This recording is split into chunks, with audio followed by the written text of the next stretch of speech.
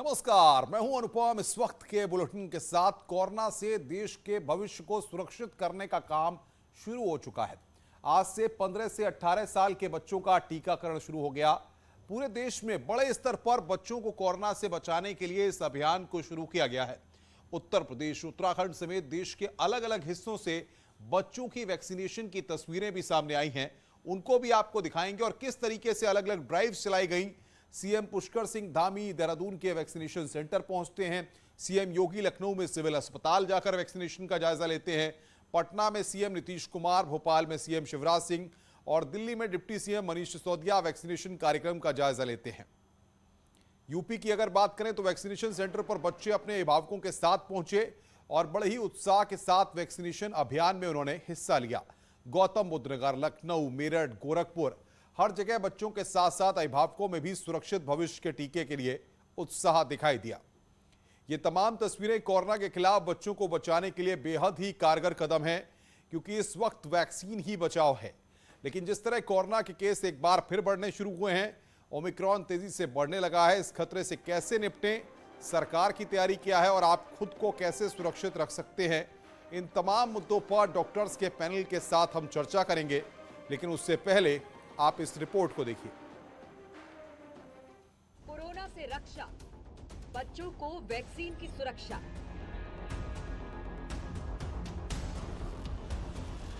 जी, पहले दिन मुख्यमंत्री जी के सामने हमारा वैक्सीनेशन हुआ, मुझे बहुत ही अच्छा फील हुआ। तो यही कहना चाहते हैं कि सब लोग जल्दी जल्दी वैक्सीन लगवा लें, सबके लिए सेफ रहेगा। 15 से 18 साल के बच्चों का टीकाकरण। मैं बस यही कहना चाहूँगी कि ये सरकार का जो कदम है वो बहुत ही सराहनीय है, इसकी अत्यंत प्रशंसनीय है। 15+ के वैक्सीनेशन को पूर्ण करके हम ये एक संदेश देंगे कि पूरा जनपद हमारा स्वस्थ है। उत्तर प्रदेश में 1,40,00,000 बच्चों को लगेगा टीका। 15 से 18 वर्ष तक के बच्चों के लिए भी वैक्सीनेशन का एक अभियान प्रारंभ हुआ है। रजिस्ट्रेशन की कार्रवाई इसमें 1 जनवरी से ही प्रारंभ हो चुका था।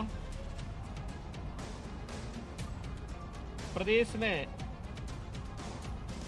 15 से 18 वर्ष के बच्चों की कुल संख्या जो लक्षित है वह 1,40,00,000 के आसपास है, जिन्हें यहां पर एक समय सीमा के अंदर टीकाकरण से आच्छादित करना है। सुरक्षा का वरदान, टीकाकरण अभियान।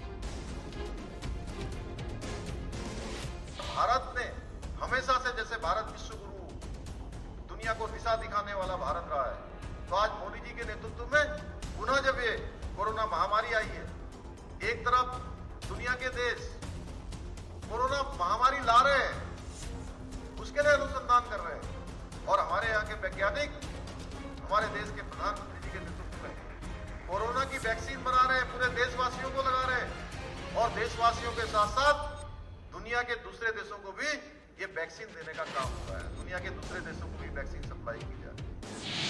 वैक्सीन से सुरक्षित भविष्य।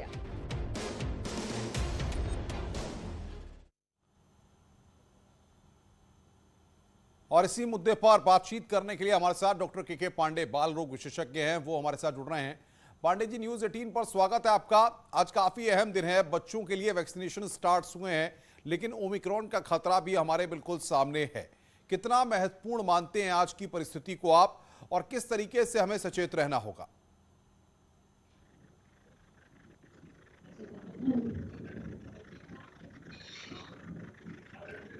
पांडे जी, आवाज आ रही है आपको मेरी? जी बोलिए पांडे जी।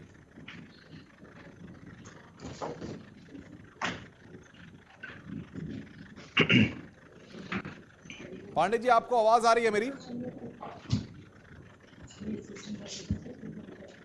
हमारे साथ डॉक्टर डीके गुप्ता भी जुड़ रहे हैं, बाल रोग विशेषज्ञ हैं। डॉक्टर डीके गुप्ता, आवाज आ रही है आपको मेरी? बिल्कुल आवाज आ रही है आपकी, साफ आवाज। डॉक्टर साहब, क्या मानेंगे आप, आज का जो वक्त है ये काफी कठिन वक्त है, लेकिन बच्चों के वैक्सीनेशन का कार्यक्रम भी स्टार्ट हो गया है और ओमिक्रॉन का खतरा भी हमारे सामने है, आप कैसे देखते हैं? देखिए, अगर हम बच्चों के हिसाब से बोलें तो आज का दिन हमारा पूरे भारतवर्ष के लिए ऐतिहासिक दिन है। आज 15 से 18 साल के बच्चों के लिए, एडोलसेंट के लिए वैक्सीनेशन की प्रक्रिया आरंभ हो गई है, जिसमें कोविड वैक्सीन लगना है और बच्चे बड़ा ही उत्साहित हैं, पेरेंट बड़ा ही उत्साहित हैं। और हम सबको पता है इस ओमिक्रॉन के कहर में जब थर्ड वेव के दस्तक पे हैं हम लोग, हमें बच्चों को प्रोटेक्ट करने की जरूरत है। बच्चे जो थे अनइम्यूनाइज थे, अनप्रोटेक्टेड थे, हाई रिस्क थे, वो इन्फेक्ट हो सकते हैं। इवन संक्रमित होने के बाद बहुत सारे बच्चों को डेल्टा के बाद ऐसी कुछ दिक्कतें हुई जिसकी वजह से उनको भर्ती होना पड़ा, मल्टी सिस्टम इन्फ्लेमेटरी सिंड्रोम हुआ। तो कहीं ना कहीं कोविड बच्चों को भी परेशान कर सकता है, बच्चों में बीमारी कर सकता है। इवन ठीक होने के बाद भी कहीं ना किसी अंग को दुष्प्रभाव डालता है। तो इसलिए बच्चों को भी प्रोटेक्ट करना बहुत जरूरी था।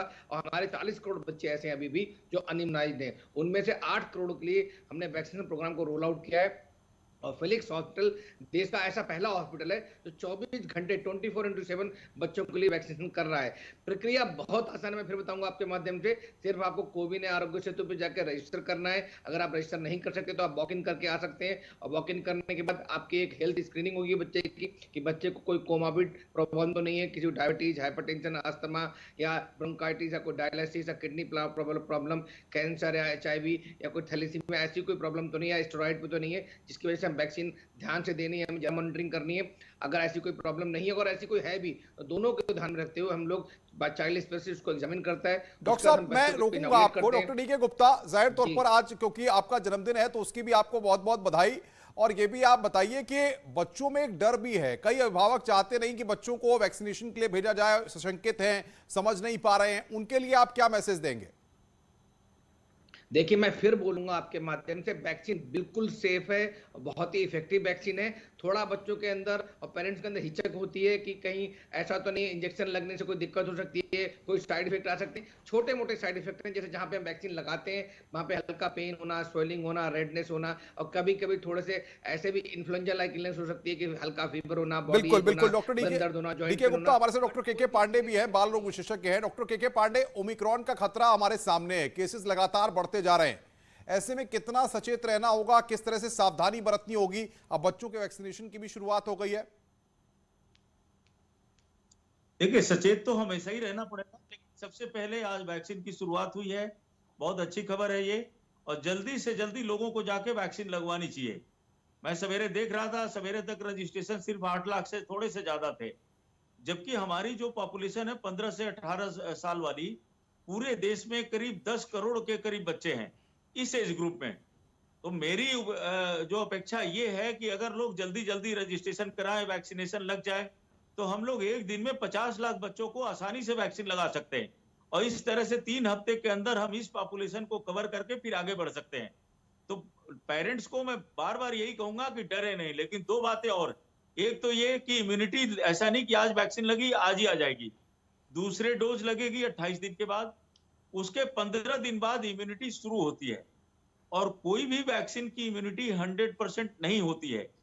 इस वैक्सीन का जो डाटा है उसमें यह है कि इन्फेक्शन से रोकने के लिए 77% इम्यूनिटी कम हुई है और 77% प्रोटेक्शन है, और सीरियस बीमारी से रोकने में 93% है।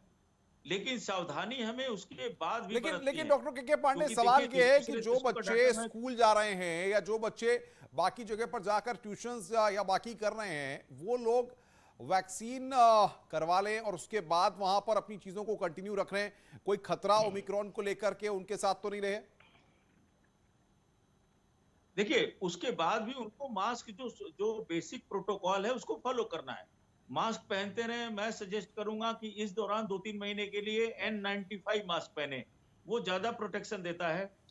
दूसरी चीज, भीड़ जो, हालांकि ठंड है लेकिन कमरे में थोड़ा सा वेंटिलेशन मेंटेन करने की कोशिश करें, चाहे क्लासरूम हो या ट्यूशन का रूम हो, और जहां आवश्यक न हो वहां न जाए। अगर ऑनलाइन से काम चल सकता है उससे काम चलाएं, क्योंकि खतरा अभी टला नहीं है।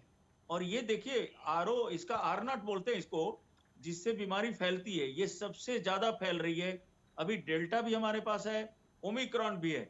तो ये दोनों मिलके जो प्रोजेक्शन आ रहा है, जो मैथमेटिकल प्रोजेक्शन हम लोग करते हैं, वो ये है कि जिस तरह से डबलिंग हो रही है, 2 दिन नहीं लग रहा, 2 दिन से ज्यादा में ये फैलता चला जा रहा है, बहुत तेजी से फैल रहा है। तो बिल्कुल, बहुत महत्वपूर्ण बात आप कह रहे हैं doctor KK Pandey. Doctor DK Gupta हमारे साथ बने हुए हैं। डॉक्टर साहब, आपने पहली लहर को भी देखा, सेकेंड वेव को भी देखा और अब थर्ड वेव की जो बात हो रही है, ओमिक्रॉन और डेल्टा दोनों मौजूद है, ऐसे डॉक्टर के पांडे भी कह रहे हैं। सवाल ये है कि कितना बड़ा खतरा हमारे सामने है ओमिक्रॉन को लेकर के, और क्या ये माना जाए कि ओमिक्रॉन डेल्टा से भी घातक है? देखिए, इसमें कई सारी जो भ्रांतियां फैली हुई हैं कि ओमिक्रॉन जो है वो हल्की बीमारी करता है, सीरियस प्रॉब्लम नहीं करता है। कुछ चीजें सही हैं, बट हमें ये भी पता होना चाहिए कि ओमिक्रॉन जो है लगभग 4 से 6 गुना तेजी से फैल रहा है डेल्टा के कंपैरिजन में। नंबर 2, जो अंदर इसकी वायरल ग्रोथ हो रही है बॉडी के अंदर, वो 70 गुना ज्यादा है डेल्टा से। नंबर 3, इसके अंदर जो एस्केप इम्यूनिटी की क्षमता है, मतलब हमारी इम्यूनिटी से बच सकता है। नंबर 5, इसके अंदर जो वैक्सीन एफिकेसी है वो कहीं ना कहीं कम हो गई। दुनिया की लगभग बहुत सारी वैक्सीन, जैसे हमारे यहाँ कोविशील्ड है, स्पुतनिक है, जो स्पाइक प्रोटीन से बनी हुई है, और स्पाइक प्रोटीन में बहुत सारी म्यूटेशन हुई है, 30 से ज्यादा एबनॉर्मल म्यूटेशन हुई हैं। तो इसलिए वैक्सीन एफिकेसी कहीं ना कहीं कम हो गई है, और हमारे सारे लोगों को अभी तक सिर्फ 2 डोज ही लगी हैं, जिनको, या बहुत सारे लोग ऐसे जिनको सिंगल डोज ही लगी है। अब एडिशनल डोज स्टार्ट हो रही 10 तारीख से, और जब लगेगी उसके बाद कब उनको दोबारा बूस्टर डोज का इफेक्ट आएगा, मतलब 1-2 महीने और लग जाएंगे सारा कुछ होने में।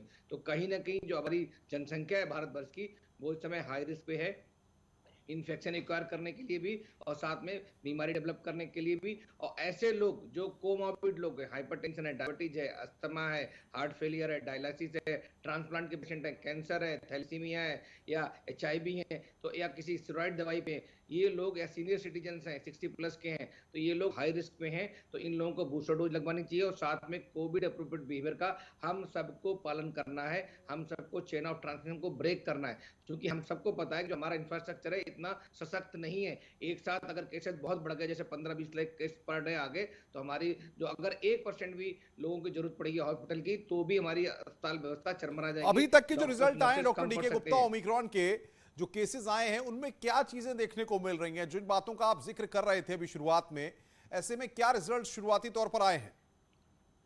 देखिए, अभी तक बहुत प्रॉमिसिंग रिजल्ट हैं। ज्यादातर लोगों को जिनको इन्फेक्शन हो रहा है, 50 to 60% लोग वैक्सीनेटेड हैं, और उनको भी हो रहा है, जो लोग अनवैक्सीनेटेड हैं उनको भी हो रहा है इन्फेक्शन। लेकिन अच्छी बात यह है, जितने लोग वैक्सीनेटेड हैं उनके अंदर सीरियस इलनेस नहीं हो रही, उनको ऑक्सीजन सपोर्ट की जरूरत नहीं पड़ रही है, उनको वेंटिलेटर, ICU या ऐसी कोई नई दवाइयों को देने की जरूरत नहीं पड़ रही है। तो अभी तक बहुत अच्छी बात है। लेकिन फिर मैं बता रहा हूँ, बिकॉज इन्फेक्शन बहुत तेजी गति से फैल रहा है, इसकी जो ऑर्डर वैल्यूज बढ़ रही है, इसकी जो पॉजिटिविटी रेट है दिल्ली में 5% के आसपास आ गया, जो 2 हफ्ते पहले 0.5 था। इसके अलावा इसका जो कॉन्टेजियस डबलिंग टाइम है वो लगभग 2 दिन से कम रह गया है। तो कहीं ना कहीं बहुत तेजी से केस बढ़ रहे हैं, तो इसलिए हम सबको सतर्क रहने की जरूरत है। और जो सोशल वैक्सीन है हम सबकी, कोविड मास्क लगाना है, सोशल डिस्टेंसिंग करनी है, हाथ बार-बार धोने हैं, नाक, मुंह, आंख को नहीं छूना है। इसके अलावा भीड़ भाड़ वाले इलाकों में नहीं जाना, पब्लिक गैदरिंग नहीं करनी है, क्योंकि हमें पता नहीं है कि अभी कौन से नई म्यूटेशन आ जाए। जब तक हमारी पूरी बहुत महत्वपूर्ण बात डॉक्टर DK गुप्ता आपने कही है। डॉक्टर KK पांडे भी हमारे साथ हैं। डॉक्टर साहब, एक बड़ी कॉमन सी चीज देख रहे हैं, क्लाइमेटिकल चेंजेस जिस तरीके से आते हैं, ठंड का मौसम होता है, लोग जो है गर्म कपड़े पहन के बाहर नहीं निकलते हैं, तो गले में खराश रहती है, हल्का हल्का गले में दर्द सा महसूस करते हैं, लोगों की नाक बहने लगती है। अमूमन ऐसे सिम्टम्स लोगों में देखने के लिए मिलते हैं। ऐसे में किस तरीके से ये क्लैरिफाई हो कि ये ठंड के कारण है, ये डेल्टा के कारण है, ये ओमिक्रॉन के कारण है, जरा बताइए। देखिए, इसमें अगर आदमी को एक तो थकावट बहुत ज्यादा महसूस हो रही है, और क्योंकि गले में ज्यादा ग्रो कर रहा है, लंग्स में उतना ज्यादा असर अभी नहीं कर रहा है, तो उनको गले में काफी दर्द होता है, हल्का बुखार रह सकता है, थकावट बहुत ज्यादा होगी, भूख वगैरह नहीं लगेगी। बाकी कोल्ड के सिम्टम्स ही हैं। लेकिन अगर कोई सी आदमी का काम ऐसा है जिसमें उसको भीड़ भरी जगहों पे जाना पड़ता है, किसी ऐसे इंसान के टच में गया, किसी पार्टी अटेंड किया है, कोई शादी ब्याह में गया है, तो वैसे आदमी को तुरंत डॉक्टर को कांटेक्ट करना चाहिए, क्योंकि 3-4 दिन अगर हो गए हैं तो RT-PCR टेस्ट अगर कराया जाएगा उसमें पॉजिटिव आ जाएगा, जरूरत होगी तो जीनोम सीक्वेंसिंग के लिए भेजा जाएगा। तो इसमें सावधानी ही सबसे बड़ी बात है। शुरू के सिम्टम्स तो सेम है, लेकिन कब हालत खराब हो जाए कहना मुश्किल है। बच्चों में हमने ये जरूर देखा है कि जिन बच्चों को हुआ है वो रिपोर्टेड ये है कि खांसी जुकाम जो उनका लंबा जाता है। नॉर्मली खांसी जुकाम आपका 4-5 दिन रहता है, 7 दिन रहता है, ठीक हो जाता है। लेकिन अगर किसी को ये हो रहा है, ओमिक्रॉन का हो रहा है, तो वो 2-2 हफ्ते तक जा रहा है। बच्चों की बात मैं बता रहा हूँ, बड़ों के बारे में बहुत ने ऑथोरिटेटिव तरीके से नहीं बता पाऊंगा, क्योंकि मैं बच्चों का डॉक्टर हूं, तो बच्चे ही देखता हूं।